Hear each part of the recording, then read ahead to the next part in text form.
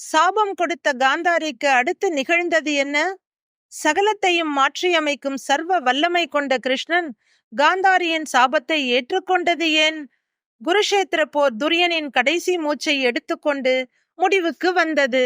தன் கடைசி நம்பிக்கையான துரியோதனனின் மூச்சும் காற்றோடு கலந்த பின் மனமொடிந்து நிலை குலைந்து அஸ்தினாபுரம் திரும்பியிருந்தாள் காந்தாரி. நான் தவமிருந்து பெற்ற என் பிள்ளைகளே போய்விட்டனர். இனி இந்த உலகம் இருந்தால் என்ன, இருண்டால் எனக்கென்ன என்று இருட்டிலேயே உட்கார்ந்திருந்தாள் காந்தாரி. விதுரன் சொன்ன தர்மத்தை ஒரு நாளும் கடைபிடிக்காத திருதராஷ்டிரன் இன்று அதை கடைபிடிக்க முடிவு செய்தான். அதுதான் யுதிஷ்டிரனின் பட்டாபிஷேகம். அதை அவன் கையால் செய்து வைக்க வேண்டும். அதுதான் தர்மம். யுதிஷ்டிரனின் பட்டாபிஷேகத்தில் பங்கெடுக்க வாசுதேவ கிருஷ்ணனும் வந்திருக்கிறான் என்ற செய்தி அறிந்த காந்தாரி வழிந்த கண்ணீரை துடைத்து கொண்டு புயலாய் அரசவைக்கு வந்தாள்.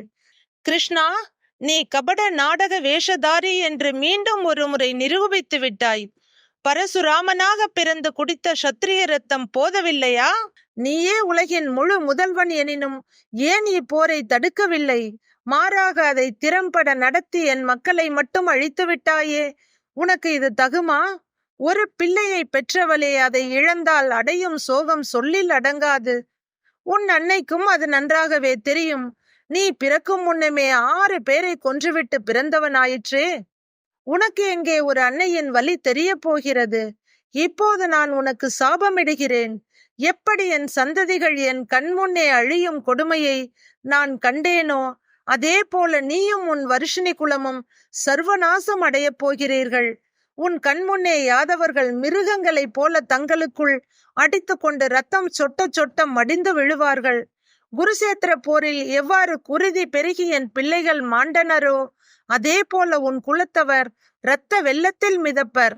நான் எப்படி புத்திர சோகத்தில் மூழ்கி தவிக்கிறேனோ அதே போல நீ உன் மக்களுக்காக உருவாக்கிய நகரமும் கடல் நீருக்குள் மூழ்கிவிடும். இன்றிலிருந்து 36ஆம் வருடத்தில் இது நடக்கும்.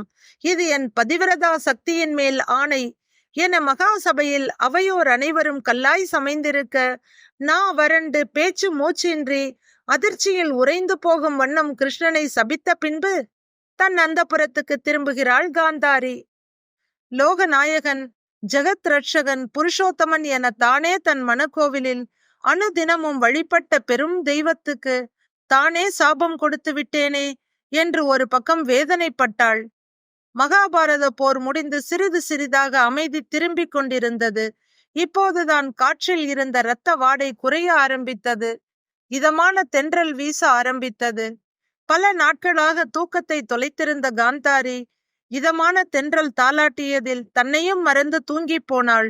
திடீரென்று ஏதோ சப்தம் கேட்க திடுக்கிட்டு கண் விழித்தாள் காந்தாரி.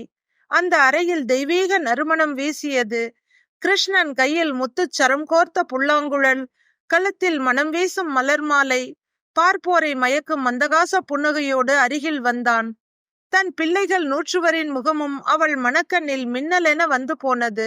சற்று அமைதியடைந்த அவள் மனம் மீண்டும் கோபத்தில் கொதிக்க, எங்கே வந்தாய் கிருஷ்ணா?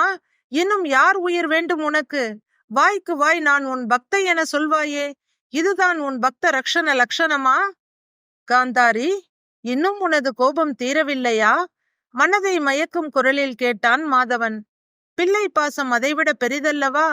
என் 100 புதல்வர்கள், கோடானு கோடி வீரர்கள், பல்லாயிரம் குதிரைகள், யானை என இவ்வளவு பெரிய பேரழிவு தேவையா கிருஷ்ணா? நீயே இதை தடுத்திருக்கலாமே. உன்னால் முடியாதா என்ன? ஏன் முடியாது? தடுத்திருக்க முடியும், அல்லது அனைத்தையும் என் சங்கல்பத்தாலேயே நினைத்த மாத்திரத்தில் அழித்திருக்க முடியும். பிறகு ஏன் செய்யவில்லை? காந்தார குமாரியே, நீ என் பரம பக்தை, அத்தோடு சிறந்த பதிவிரதையும் கூட.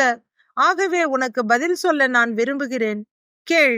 இந்த யுகம் பாரத போரோடு முடிகிறது. சம்பவாமி யுகே யுகே என்பதன்படி புது யுகம் பிறக்க பழையது அழிய வேண்டும். பாசம் என்னும் கருமேகம் உன்னை மட்டுமல்ல, உன் கணவனின் கண்களையும் மறைத்து விட்டது. அந்த மாயத்திரை இன்னும் விலகவில்லை. காரிருள் சூழ்ந்திருக்கும் இந்த மாளிகையில் ஒரே ஒரு அகல் விளக்கு விதுரன் மட்டுமே என்னை பரிபூரணமாக அறிவான். கிருஷ்ணா, உன்னை நான் இன்று அறிந்து கொண்டேன். நீயும் விதுரனும் பக்ஷபாதம் கொண்டவர்கள். உஷ்ணமாய் வந்தது காந்தாரியின் குரல். காந்தாரி, என் பக்தனை நிந்தித்தால் வரும் பாவம் என்னை நிந்தித்தலிலும் மிக மிக கொடியது. அதனால் இன்று நான் உன் சாபத்தை ஏற்றுக்கொண்டேன். உன்னுடைய இந்த கேள்விக்கு நான் விடை கூறும் முன் நீ சில பதில்களை எனக்கு தர வேண்டும். முதலில் ஏன் நீ உன் கணவனை சபிக்கவில்லை? சக்கரவர்த்தி நினைத்திருந்தால் இந்த போரே நிகழ்ந்திருக்காதே. பாண்டவர்கள் நியாயமாக கேட்ட ஆட்சியை ஏன் அவர் கொடுக்கவில்லை? ஆரம்பத்தில் இருந்தே துரியோதனனை பாவியாக வளரவிட்டதே அவரது கண்மூடித்தனமான பிள்ளை பாசம் அல்லவா? நீ பதிவிரதை என்பது உன் கணவனுக்கு. ராஜ மாதாவாக இந்த நாட்டு மக்களின் நலனை நீ ஒரு கணம் எண்ணி பார்த்திருப்பாயா? பிறகு பீஷ்ம கிருப துரோணாச்சாரியார்களை ஏன் நீ சபிக்கவில்லை?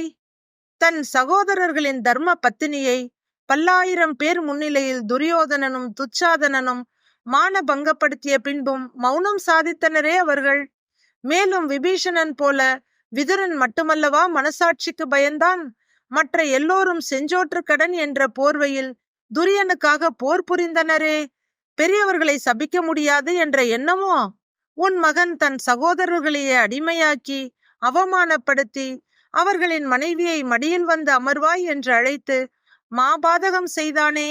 மேலும் ஜேஷ்ட பிரதா பித்ரு சமான என்று உனக்கு தெரியாதா?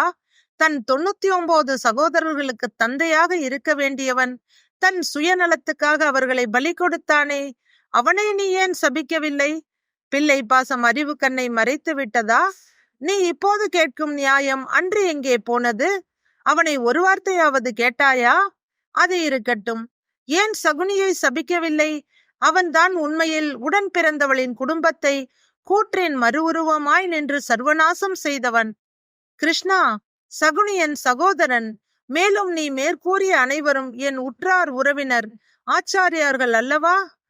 பார்த்தாயா காந்தாரி, அறியாமை உன் புத்தியை மட்டுமல்ல பக்தியையும் மறைக்கிறது. அப்படியானால் இத்தனை நாள் நீ என்னிடம் கொண்ட பக்தி? நான் யார் உனக்கு? சொந்தம் இல்லையா? பாண்டவர் என்னை சொந்தம் என கொண்டனர், அதனால் பிழைத்தனர். கபடனே, குந்தி உன் சொந்த அத்தை. அதனால் தான் ஒரு தலை ரீதியாக பாண்டவர் பக்கம் நின்று என் குலத்தை வேரோடு சாய்த்து விட்டாய். பேதையே, அதுவல்ல நிஜம். உலகில் நல்லவர் எல்லோரும் என் சொந்தம். நான் அவர்களுக்கு பூரணமாய் சொந்தம். அவர் மனமே நான் நித்திய வாசம் செய்யும் வீடு. சரி, இதையும் விடு காந்தாரி.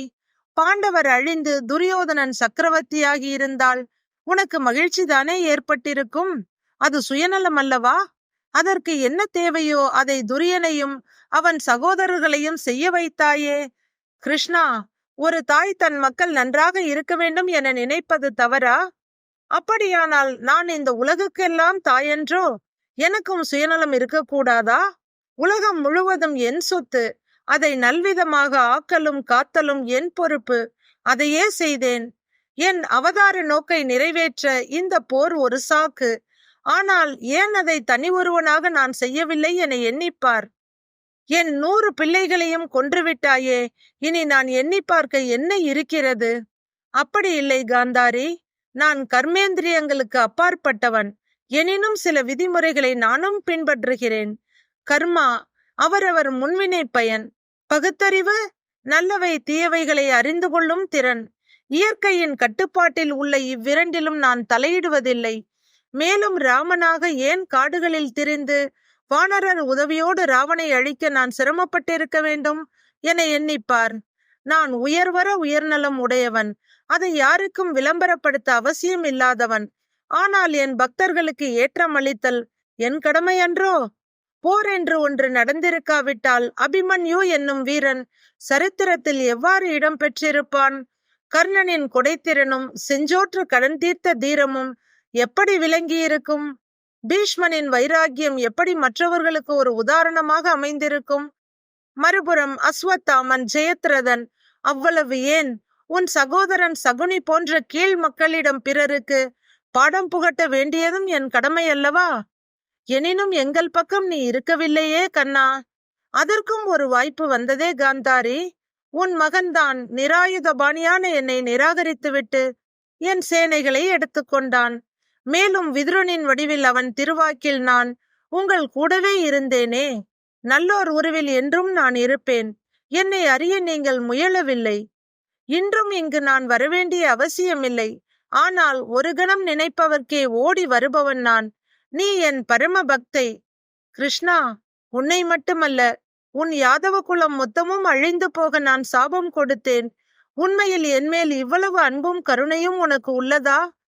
காந்தாரி, உன் சாபத்தை நான் ஏற்றுக்கொண்டு உன்னை பெரும் பாவத்திலிருந்து காத்தருளினேன். பெரும் பாவமா?